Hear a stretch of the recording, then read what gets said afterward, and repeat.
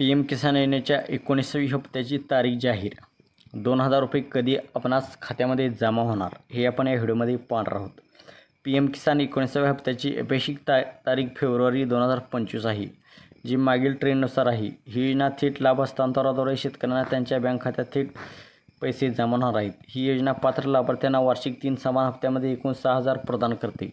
2025चा हा हप्ता असेल आणि 2024मध्ये शेवटचा PM किसानचा हप्ता 5 ऑक्टोबर रोजी जारी करण्यात आला होता.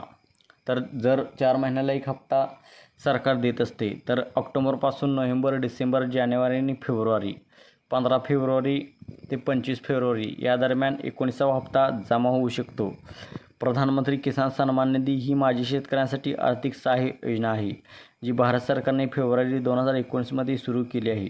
ही योजना भारतातील लहान शेतकऱ्यांना मदत करते आणि याद्वारे शेतकरी त्यांचे कृषी खर्च सहज भागवू शकतात.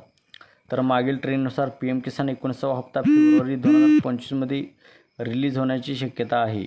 अधिकृत तारखेची अद्याप पुष्टी झालेली नाही, परंतु भूतकाळातील ट्रेंड दर्शवते की शेतकऱ्यांना ते फेब्रुवारीमध्ये मिळेल. या योजनेचा 18वा हप्ता 5 ऑक्टोबर रोजी देण्यात आला होता, तर 15 फेब्रुवारी ते 25 फेब्रुवारी या दरम्यान PM किसान योजनेचा 19वा हप्ता जमा होऊ शकतो.